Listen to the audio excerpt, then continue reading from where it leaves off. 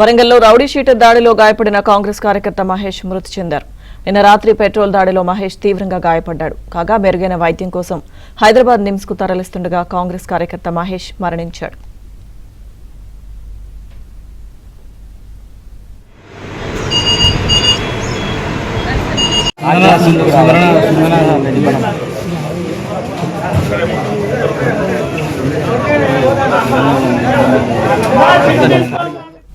వరంగల్లో rowdy sheeter దాడిలో గాయపడిన కాంగ్రెస్ కార్యకర్త మహేష్ మృతి చెందాడు. పూర్తి సమాచారం వరంగల్ నుంచి మా ప్రతినిధి నవీన్ అందిస్తారు.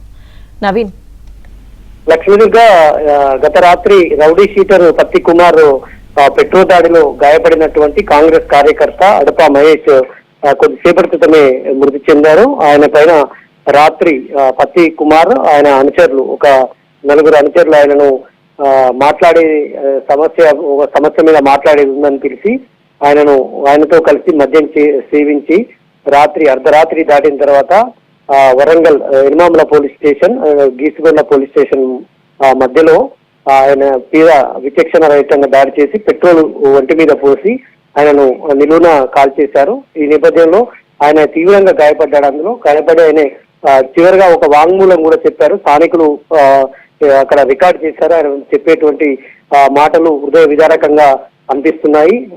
అతని శరీరం కూడా దాదాపుగా నా అవయవాలన్నీ కాలిపోయాయి, నేను ఇవాళ రేపు చనిపోతాను అని చివరిగా ఆయన కొన్ని మాటలు చెప్పారు. పత్తి కుమార్ ను ఇటీవలే తనను ఒక మర్డర్ కేసులో ఇరికించారు. ఆయన కూడా మర్డర్ చేశారు ఓ వ్యక్తిని.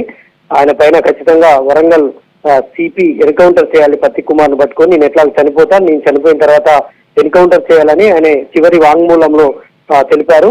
అది ఇప్పుడు కీలకంగా మారింది. ఎందుకంటే కొన్ని గంటల మరణ వాంగ్మూలం ఇచ్చినటువంటి కొన్ని గంటలలోనే ఆయన చనిపోవడం ఒక విషాదంగా మారింది. ఆ మరణ వాంగ్మూలం ఏదైతే ఉందో అది సోషల్ మీడియాలో వైరల్ గా మారింది. పత్తి కుమార్ అనేటువంటి రౌడీ షీటర్ ను ఎన్కౌంటర్ చేయాలి, ఇదే నా చివరి కోరిక అంటూ కూడా ఆయన చివరిగా చెప్పడం జరిగింది. అయితే కొంతకాలంగా వీరిద్దరి మధ్యన రాజకీయాలకు సంబంధించి ఇద్దరు కూడా కాంగ్రెస్ పార్టీలోనే కొనసాగుతా ఉన్నారు. అయితే పత్తి కుమార్ తనకు సంబంధించినటువంటి విషయాలన్నింటినీ కూడా స్థానిక వర్ధనపేట ఎమ్మెల్యే నాగరాజుకు తెలియజేస్తున్నారన్నటువంటి విషయంలో ఇద్దరి మధ్య వాదులాట జరిగింది. రాత్రి మద్యం సేవించి కూడా ఇదే విషయం పైన చర్చించుకున్నారు. ఈ నేపథ్యంలో పరస్పరం ఘర్షణ దిగిన తర్వాత ఉన్నటువంటి అంటే ముందుగానే ఆయన వెంట తెచ్చుకున్నటువంటి పెట్రోల్ బాటిల్ వెంట తెచ్చుకున్నటువంటి కుమార్ ఒక్కసారిగా మహేష్ మీద పెట్రోల్ వేసి నిప్పండించారు. వెంటనే ఆయన కాలిపోతుండగా స్థానికులు అడ్డుకొని అప్పటికే ఉండగా అప్పటికే 60% గాయాలయ్యాయి. వెంటనే ఆయన వాంగ్మూలం తీసుకున్న తర్వాత ఆయనను వరంగల్ ఎంజీఎం కు తరలించారు. ఉదయం నుంచి కూడా వైద్యులు ఎంజీఎం లోనే ట్రీట్మెంట్ అందించారు.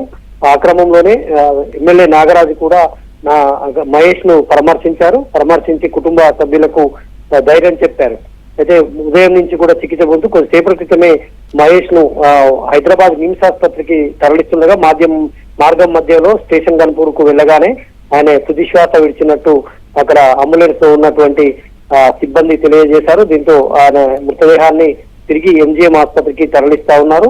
ఇవాళ సాయంత్రం ఆయన అంత్యక్రియలు నిర్వహించేటువంటి అవకాశం ఉంది. ఈ నేపథ్యంలో కొంత ఉద్రిక్త వాతావరణం అయితే నెలకొంది. మహేష్ కు సంబంధించినటువంటి ఆయన మున్నూరు కాపు సామాజిక వర్గానికి సంబంధించిన కీలక నాయకుడిగా కూడా ఉన్నాడు. 14వ డివిజన్ లో ఆయన ఒక స్థానికంగా ఒక గల్లీ లీడర్ గా కూడా మహేష్ కొంతకాలంగా కొనసాగుతున్నారు.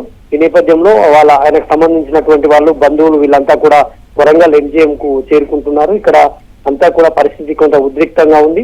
మరోవైపు పత్తి కుమార్ కోసం ఇప్పటికే పోలీసు బృందాలుగా విడిపోయి గాలిస్తున్నారు. పత్తి కుమార్ అయితేనేమో ఆయన అనుచరులు రాత్రి ఘటనలో ఎవరైతే పాల్గొన్నారో వాళ్ళ కోసం పోలీసులు అయితే బృందాలుగా విడిపోయి వాళ్ళ కోసం గాలిస్తున్నారు. ఎందుకంటే ఎమ్మెల్యే నాగరాజు కూడా ఆదేశించారు పోలీసులను వెంటనే అతన్ని అరెస్ట్ చేయాలి, కఠినమైనటువంటి చర్యలు తీసుకోవాలని. ఈ ఉదయం మహేష్ ను పరామర్శించేటువంటి క్రమంలో ఎమ్మెల్యే నాగరాజు ఆదేశాలు ఇచ్చినటువంటి నేపథ్యం. తర్వాత ఆయన సిపికి కూడా అనే విషయం గురించి చెప్పినట్టు మనకు సమాచారం ఉంది. ఈ నేపథ్యంలో సిపి శ్వేత కీలక ఒక బృందాలను ఫామ్ చేసి ఈ విషయాన్ని సీరియస్ గా ఫోకస్ పెట్టి బృందాలను ఫామ్ చేసి వాళ్ళ కోసం గాలింపు అయితే చేస్తా ఉన్నారు. పత్తి కుమార్ ను ఎట్లాగో ఇవాళ అరెస్ట్ చేసేటువంటి అవకాశాలు అయితే ఉన్నాయి. మరి ఆయన చివరి కోరిక ఆయనను ఎన్కౌంటర్ చేయాలనేటువంటి అయితే ఆయన వాంగ్మూలంలో చెప్పారు.